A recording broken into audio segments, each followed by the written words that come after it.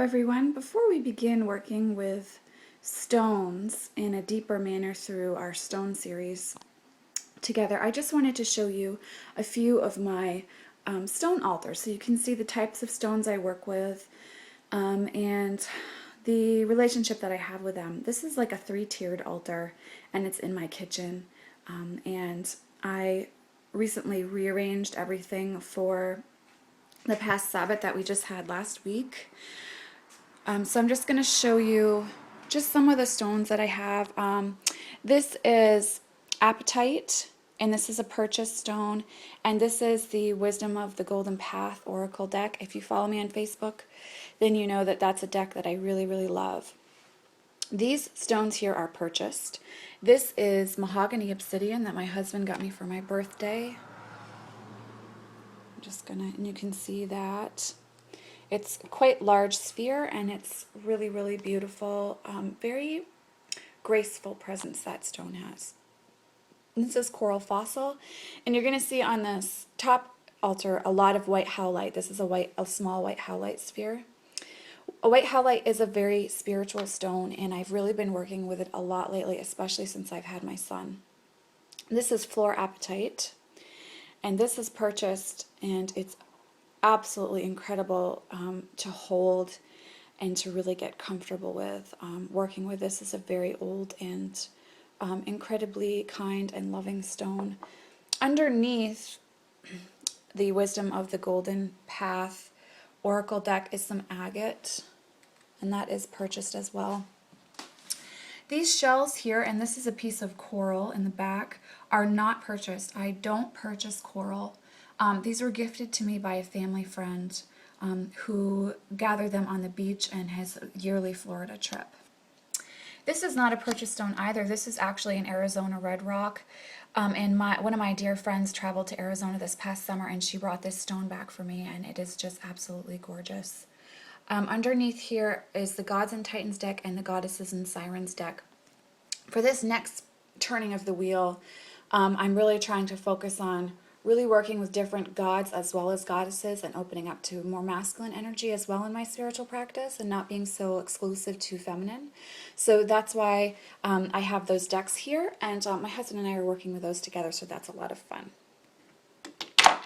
Oops. Okay, so here again we have, and I'm just going to fix this.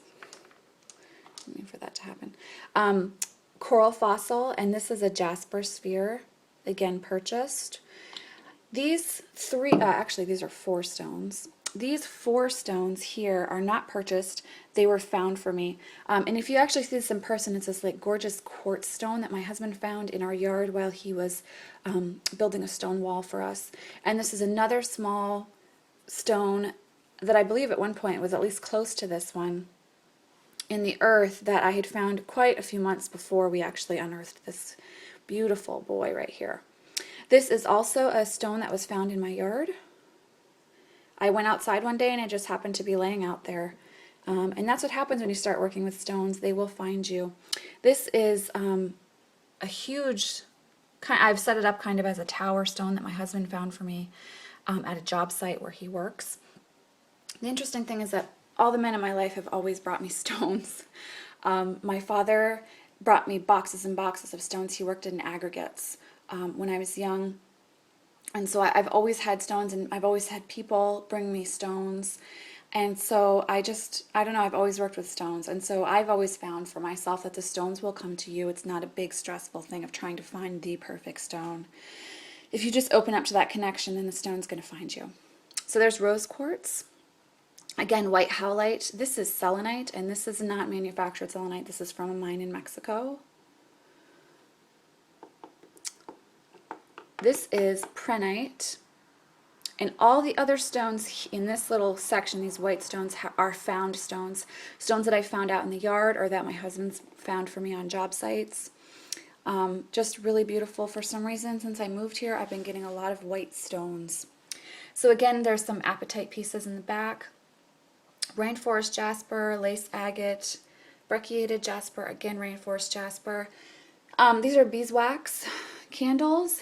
I use primarily beeswax candles in my rituals, and I really just find that they work better for me than colored candles.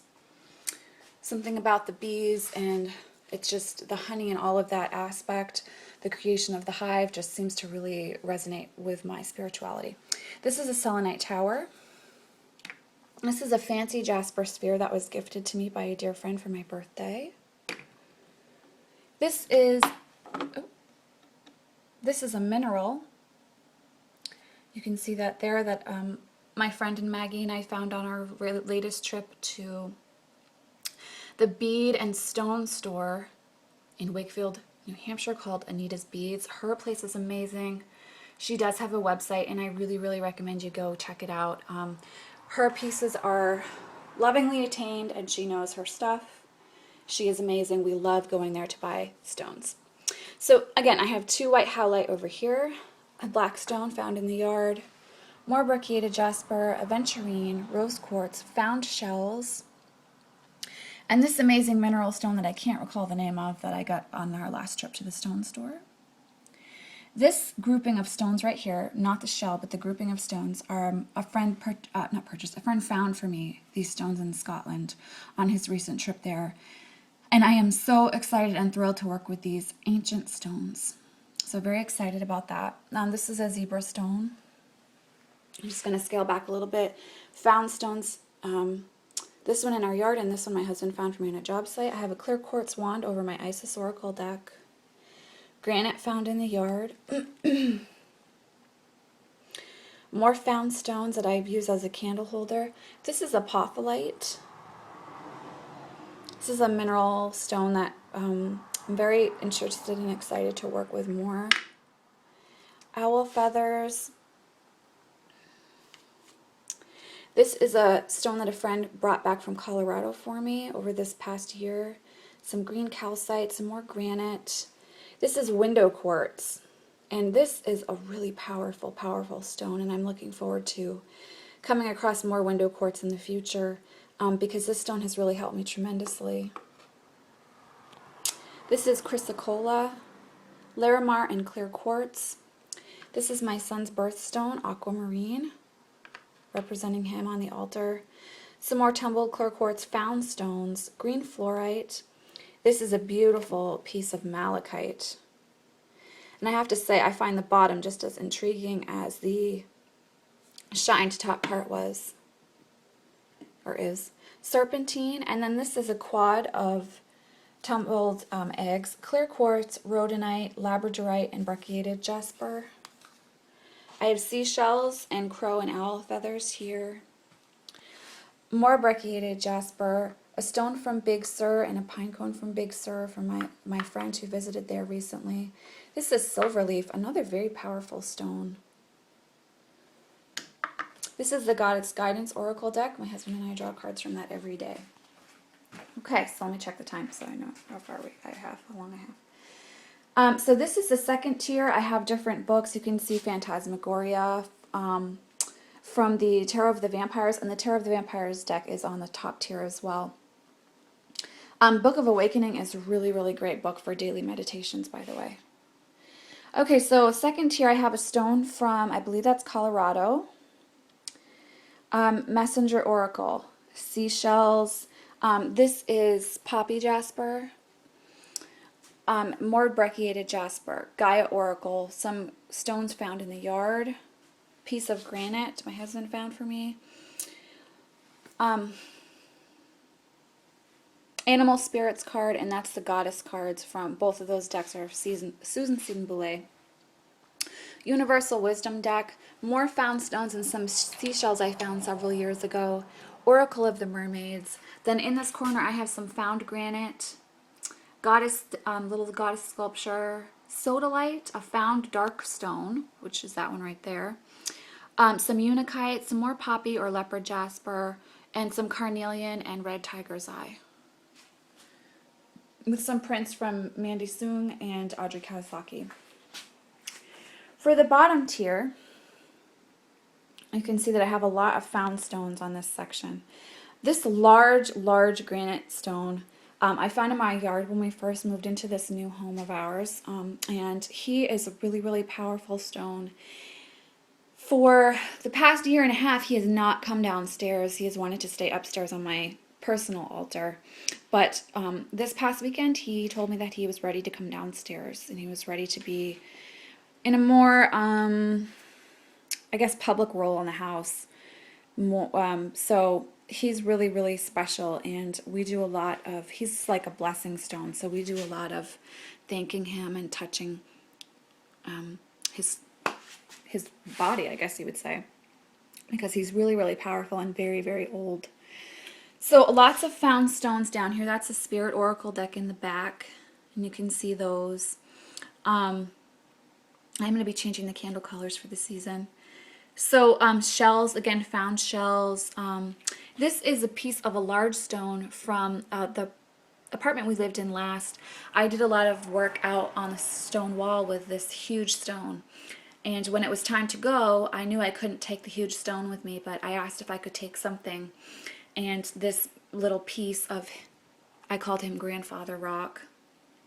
This little piece was on top of the stone when I came out the next day before we left, and so he always has a central role on the altar wherever he is. That's when I was really first getting conscious about my work with stones. There are a few tumbled rose quartz in the back. Abalone shell, beeswax candle, that's a unakite. And these are all found in the yard on various excursions. This is a collection of the Oracle of the Shapeshifters, the Aussie edition and the American edition. I finally got the American edition and I combined them. This is a really beautiful stone back here that was found on our property too. I'm just kind of like, so you can see the back side, how gorgeous that is. So I'll just scale back so you can see that these are the stones that, I'm just going to move over a little bit, are in my home. And they have a very prominent space in the house. And they're constantly interacted with, and they're constantly interacting with us. So you can see that a lot of stone, crystal, mineral work is really about being in contact with these beings and allowing them to communicate with us energetically. So I hope you enjoyed this video. I will be doing a video of the altar in my sacred space as well, so you can see some more stones in my collection. Thank you for watching, and be aware and open for the stone series that I will be starting soon. Take care, guys. Bye.